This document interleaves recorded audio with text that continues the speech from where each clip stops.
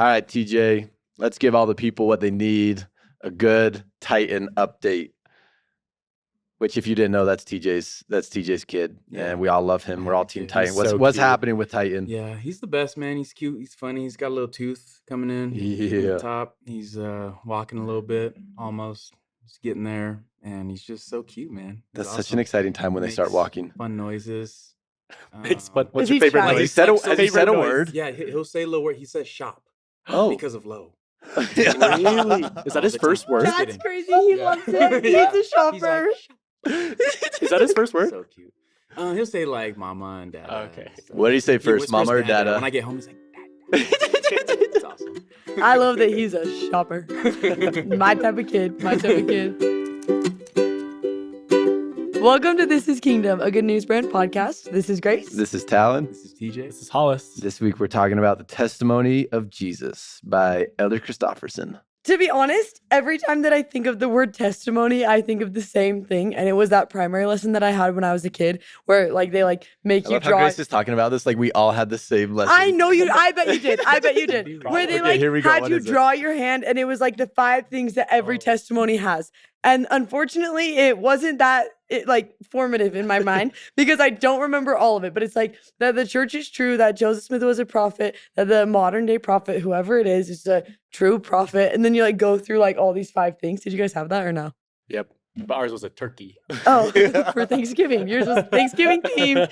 But I have that memory of what a testimony is. And for some reason, while I studied this talk, I just paused right at the very beginning because I saw the question that was written at the top of the talk. And it is what is a testimony? And it made me pause because I was like, yeah, really, actually, what is a testimony? And so I just Googled testimony. I was like, what does the word testimony mean? And obviously it's talking about a court, that's what most of them are. But there's one little definition for it that I just found on Google. It's really nothing special. It's official. Yeah, it's really serious. That I think is really interesting. And it just says evidence or proof provided by the existence or appearance of something. Cool. And I think that to me, even in just I just barely looked that up a few hours ago, changed the way I saw testimony because instantly it made me think of my high school science teacher, which is crazy. But I always remember that we kind of had the same rule in the class that she would present us with a theory and she said, I don't care how you prove this theory to be true. It doesn't matter to me what you do. It doesn't matter to me how you go. It doesn't matter the route that you take. All I care is that you find evidence that backs this theory up. And then she would always tell us the more unique evidence that you have that can prove this theory, the more powerful the theory becomes. And when I read this little definition to what a testimony is, it made me think of that because I think the same is true in our testimony of Jesus Christ. That the more unique pieces of evidence we have of the appearances that he has and the existence of him in our life, the more powerful and strong our testimony of him becomes. And what I love about it is there is power in unique experiences. And truly, I believe that the more unique experiences we have in our relationship with him, the stronger our relationship is. And I love that it gives us permission to not just stand up and say, I know that Jesus Christ is my savior, but say this is the evidence that I have found that he really is my individual savior. It's so cool. And I think what I was thinking just the whole time you were talking about this is the importance of not just saying things to say things. And I think sometimes we do that with testimonies. I think sometimes we know whether we learned, and it's okay. We learn that. We learn the things that we're supposed to say in a testimony. And I think sometimes we just keep saying those things over and over and over without actually meaning them. And there's no power in that. And I actually had this experience a while back that is weird. I was doing all the things that I was supposed to be doing in the gospel, right? I was really trying, I was making a lot of efforts, but I was really, really, really struggling to feel connected to God. And it went on for a long time, a really long time. And I started getting pretty frustrated with it. I was like, why am I not getting more answers? Why am I not feeling this more? I felt it more in the past, but I'm not right now. And I remember I went to this, it wasn't a testimony meeting, it was kind of a testimony meeting. Everyone shared in testimonies, And everyone's going around and they're like, I know this, I know this, I know this. And I'd actually thought about it a lot. I thought about what I actually knew at that time. And I realized in that moment, I was like, there's not actually anything I can say I know right now in the gospel. But I thought a lot about the things that I believed. And I was like, there are two things that I really do believe because I don't know how to explain them otherwise. And I remember that's all I did. I got up and I shared those two things. I believe, one, that God has led my life before and is guiding my life, because I've had experiences, I've had evidences that I really don't know how to explain any other way. I don't have another explanation for certain ways that certain things have happened that I really credit to God leading my life. And I said, I believe that Jesus changes people, because I've just had experiences with myself and with people close to me that as I focused on him and followed him and reached out to him, and as they've done that, I've watched myself change in ways that I wasn't able to change for a long time on my own. And I just don't know how to explain it another way, right? And I shared those two things. I believe that God guides, and I believe that Christ changes. And I sat down, super short, super simple. That was it. I have never had more people, though, come up to me after testimony and say, that was exactly what I needed to hear. Like, I so appreciate you being real about that. And I think the reason why is because I wasn't saying the things that I was supposed to say or the things that I just been told to say. I really had taken the time to think about the things that I really did believe because of the experiences and the evidences in my life and the lives of people close to me, people around me, and things that I just seen in scriptures. And it just made me realize, I think your testimony will become so much more powerful when you take time to really think the things that you really do believe. I love the idea, like, as you share that, I'm just like, man, it's so good to just kind of like tell the truth. You know what I mean? Like, I think sometimes I feel like imposter syndrome when we're maybe even doing something like this, or when I'm teaching seminary and doing different things. And I think sometimes it's because I'm not being like 100% truthful about what I've been, like, exactly what I've been experiencing with God. Sometimes I think naturally I want to share what I think will be helpful for people. But what you just shared in your example, it's like, no, just look at how God's been working in your life and share that. You know what I mean? You don't always have to keep going back to this mission story. You don't always have to. Sometimes I don't always have to go back to my high school to mission conversion. Like pay attention to what he's doing in your life right now, like last week, like yesterday, even the small and simple things, and then just share that. Because I think so many times we underestimate. Man, I heard this quote. Maybe you can't see the hand of God in your life right now, but maybe you can see fingerprints. You know what I'm saying? The small and simple ways that he's working with you. Take that, remember that, and then just tell the truth, man. Share how you've been saying. I think there's power in that, like your experience. I love that. It really reminds me, like, during testimony meeting where you're in a circle and everyone's like sharing their testimony about God, of what they believe to be true. I feel like I hear a lot of testimonies where it's the end of an experience, or the end of this experience helped me, or I saw God in my life because he did this for me. But some of the most powerful testimonies I've heard in my life are similar to Talon's, where they're in the middle of something. Like, they're in the middle of a trial. They're in the middle of a heartbreak. They're in the middle of not knowing what to do.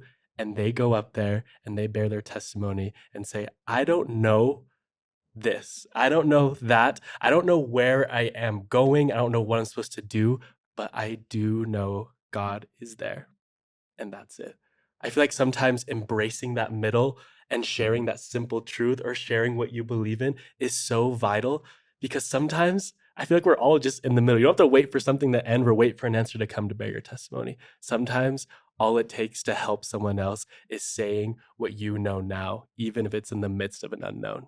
Well, and isn't that what makes testimony so beautiful? Like, in my head, that should be one of our most sacred Sundays, because we should be listening and looking up at that pulpit at people who are just like us, as human as we are, and saying, this is the evidence that I have that Jesus showed up in my life. And then the next person gets up and it is something completely different. And then the next person gets up and it is something absolutely different than the first two. And how powerful is that?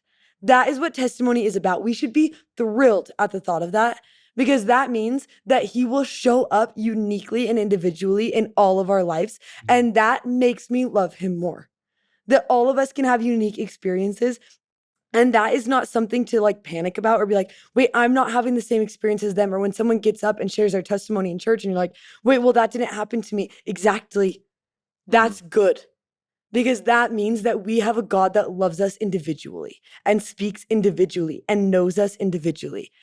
Have I shared my four-leaf clover story on this? Have we talked about I that? don't remember that one Right now. actually. Okay, Share that okay. story. Lay So it down. it just barely happened this summer. It just happened this summer. And I, like, for the past, honestly, like 5 months, I've really had a hard time with, like, believing that God answers my prayers. And it just felt like there were so many prayers that God wasn't answering.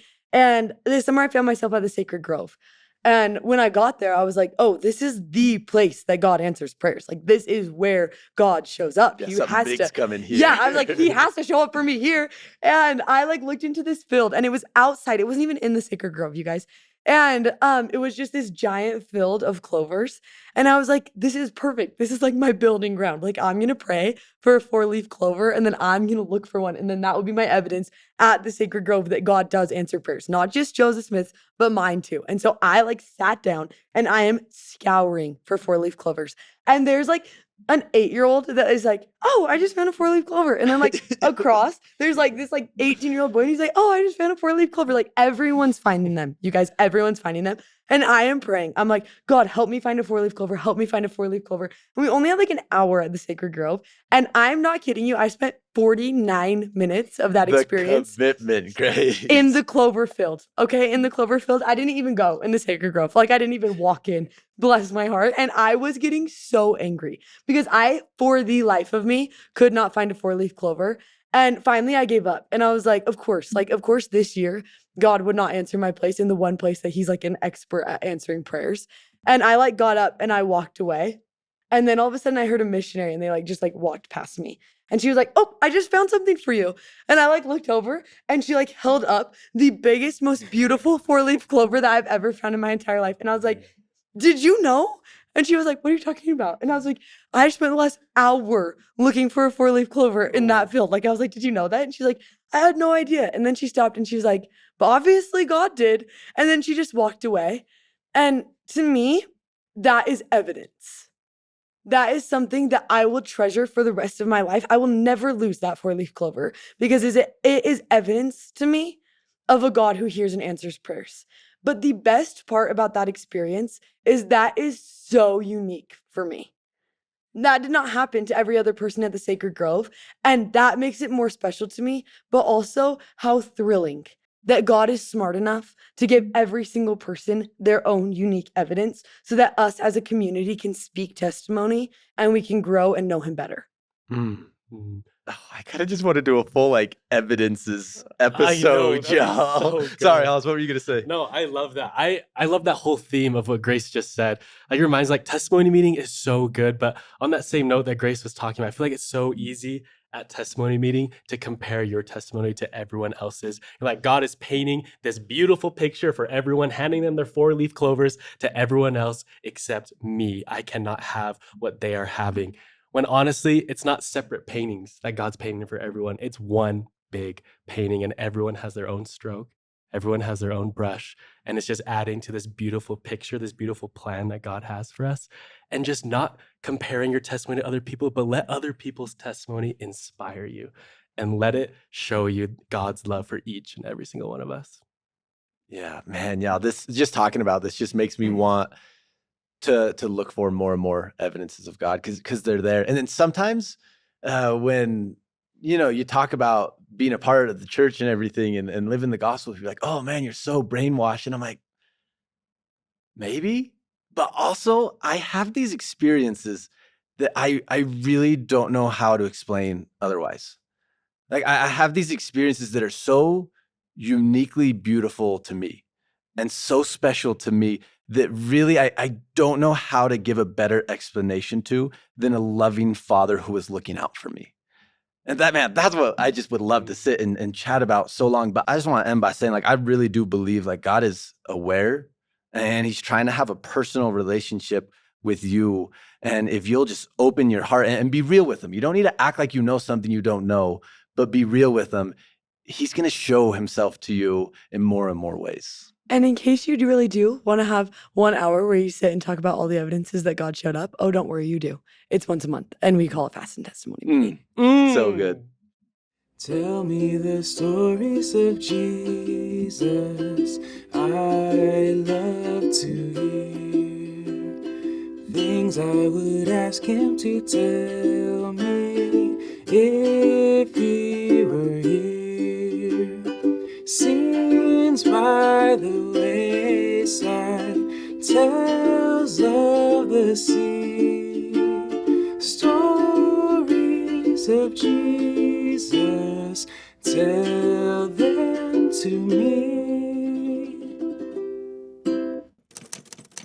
See you next week.